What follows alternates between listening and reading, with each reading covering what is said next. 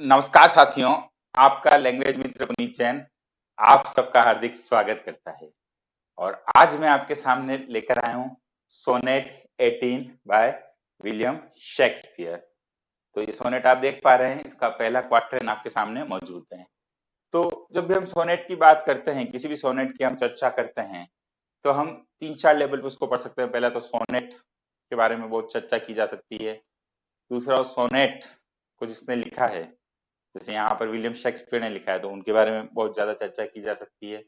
तीसरा, उसके figure of speech के बारे में चर्चा की जा सकती है, कौन कौन से फिगर ऑफ स्पीच किस लाइन में आए हैं, या राइम स्कीम क्या है, या क्या लिखने का स्टाइल है। और चौथा, मीनिंग के ऊपर। तो मेरा ज्यादा जोर मीनिंग के ऊपर रहेगा, क्योंकि सोनेट के ऊपर चर्चा भी हम अलग सेक्शन में कर सकते हैं, विलियम शेक्सपियर के ऊपर भी यहाँ चर्चा कर सकते हैं थोड़ी बहुत, बाकी अलग सेक्शन में कर सकते हैं। और फिगर ऑफ स्पीच को भी हमें डिटेल में पढ़ना ही होता है, वहां पर चर्चा कर सकते हैं। मेरा ज्यादा जोर रहेगा एक्सप्लेनेशन के ऊपर। फिलहाल ये आपके सामने है शेक्सपियर का सोनेट 18 जो मौजूद है आपके सामने। मैं लाइन पढ़ता हूँ। Shall I compare thee to a summer's day, thou art more lovely and more temperate, rough winds do shake the darling buds of May, and summer's leaves had all too short a date। अब sonnet की थोड़ी बात करते हैं, क्योंकि ऐसे कई सारे सोनेट आपने पढ़े होंगे, तो आपको जानकारी होगी, और सोनेट मुझसे भी पढ़ा है, किसी और से भी पढ़ा है। तो आपने पढ़ा होगा सोनेट एक 14 लाइन की पॉम होती है।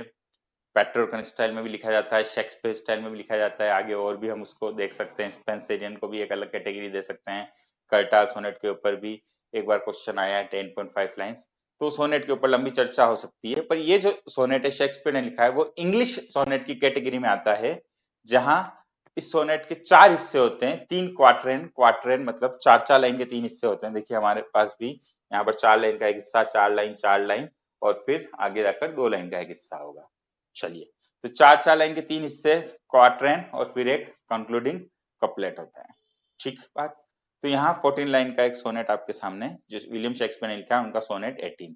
अब सोनेट की जब बात करें, तो विलियम शेक्सपियर की जब हम बात कर रहे हैं, तो उन्होंने जो कलेक्शन लिखा था, जो आया था 1609 में, उसमें 154 सोनेट की बात करते हैं, जिसमें से हमेशा हम सोनेट पढ़ते बात करते हैं कि 1 to 126 सोनेट जो लिखे थे, वो उन्होंने किसी फेयर यूथ के लिए लिखे थे, फेयर यूथ के लिए लिखे थे।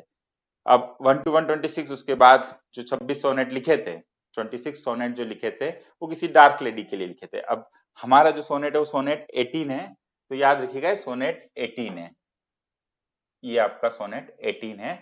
और फर्स्ट लाइन से ही हम उसका टाइटल भी निकाल सकते हैं, shall I compare thee to a summer's day. अब ये किसी बी लव्ड के लिए लिखा है, और निश्चित तौर पर जब हम कहते हैं कि उन्होंने फेयर यूथ के लिए लिखे 1 to 126, तो ये किसी फेयर यूथ के लिए लिखा गया होगा। क्लियर।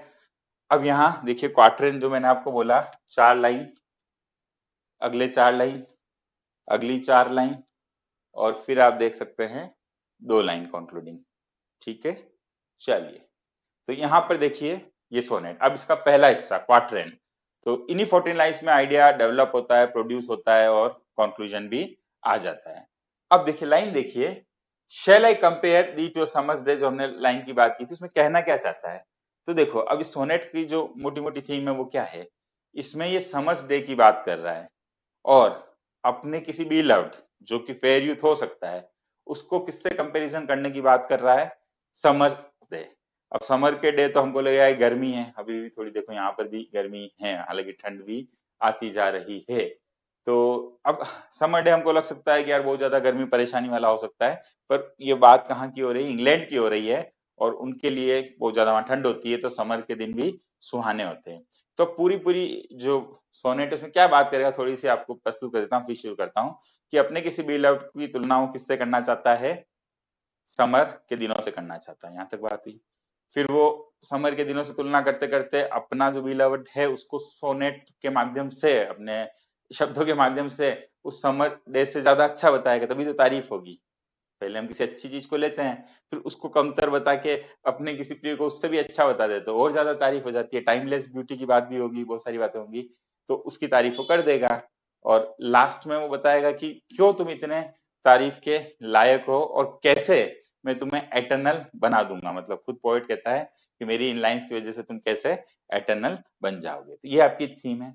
अब देखिए लाइन टू लाइन देखिए, लाइन आपके सामने है, शैल आई कंपेयर। अब दी का मतलब जो होता है वो ओल्ड इंग्लिश में आता है यू के लिए, तो shall I compare thee to a summer's day.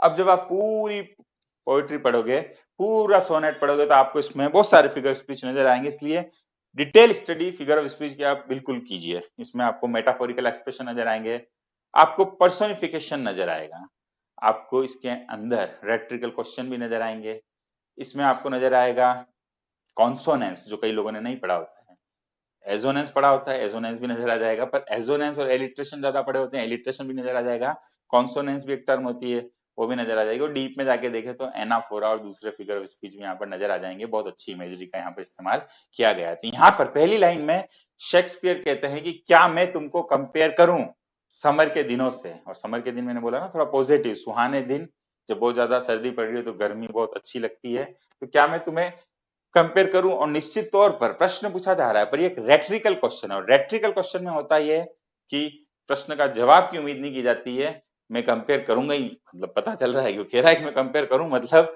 मैं करने जा रहा हूं। Thou art more lovely and more temperate. अब मोर किसको बताया गया है यहाँ पर, मतलब तुम्हारे को कंपेयर करूं मैं समर डे से, पर तुम तो समर डे से भी ज्यादा क्या हो, लवली हो, टेम्परेट हो। टेम्परेट हम बोल सकते हैं वेल बैलेंस्ड हो, मतलब अच्छे स्वभाव के हो, अच्छे मूड के हो, और बिल्कुल मतलब एक अच्छी पर्सनालिटी, खुशनुमा मिजाज का व्यक्ति। तो उसने समर डे से तुलना करने की बात कही, पर अपने जो बिलव्ड है उसको समर डे से भी बेहतर बताया कि thou art more lovely and more temperate. अब देखो बात कर रहा है rough winds do shake the darling birds of May. तो मई में जो कलियां खिलती हैं और डार्लिंग प्रिय जो मतलब अच्छी अच्छी जो खूबसूरत कलियां खिलती हैं, उनको जो रफ विंड्स तूफान वगैरह जो आते हैं वो क्या कर देते हैं, शेक कर देते हैं, हिला देते हैं, कंपित कर देते हैं।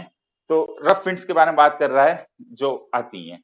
अब वो अपने मित्र को बेहतर बताना चाह रहा है, तो पहले जिसको अच्छा बताया उसको थोड़ा कमतर करके अपने मित्र को क्या करेगा, अच्छा बताएगा। And summer's lease had too, यहाँ ये जो हैथ है, ये जो उस जमाने की इंग्लिश है, वहां पर जैसे ऐसे एक्सप्रेशन आप देखोगे डॉथ और हैथ, जो जैसे डू डस के लिए वो आता है, ये आपका हैज हैव के लिए आता है। तो यहाँ पर वो कहना चाह रहा है कि summer's lease had all too short at date, मतलब कि जो समर की लीज है, लीज टर्म आपने पढ़ी होगी जब आप मकान वगैरह की बात करते हो, तो जैसे मकान की लीज, तो कहना चाह रहा है कि समर आएगा पर उसकी लीज बहुत शॉर्ट है, मतलब उसका समय बहुत कम है। मित्र की बात करेगा फिर बाद में कि तुम तो क्या हो, निरंतर रहोगे।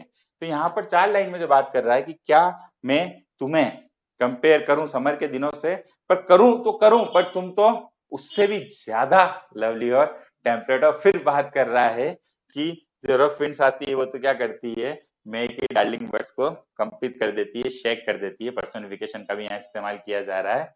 और समर की जो लीज होती है वो बहुत शॉर्ट पीरियड के लिए होती है, पर तुम ऐसे नहीं हो। देखो वो अगले अगले क्वार्टर में, एक क्वार्टर खत्म हुआ, अगला क्वार्टर देखिए। Sometimes too hot the eye of heaven shines. Eye of heaven यहाँ सन को बताया गया है। अच्छे अच्छे मेटाफर और अच्छे अच्छे पर्सोनिफिकेशन का इस्तेमाल यहाँ पर किया गया है इस पूरी पोएट्री में। तो sometime too hot the eye of heaven shines and often is his god dim, god complexion dim, मतलब जो सूरज होता है वो क्या होता है, कभी तो बहुत ज्यादा गर्म हो जाता है, चमकता है गर्मी से, और कभी कभी क्या होता है उसका गोल्ड कॉम्प्लेक्शन भी क्या हो जाता है, डिम हो जाता है। तो वो कभी कभी बहुत ज्यादा गर्मी होती है, कभी कम भी हो सकती है। ये समर डे के बारे में बता रहा है। बट आगे देखो, and every fair from fair, मतलब खूबसूरत से खूबसूरत चीज भी डिक्लाइन हो जाती है। होता ही है, उम्र के साथ हम भी क्षय हो सकते हैं, हमारा भी क्षय हो सकता है।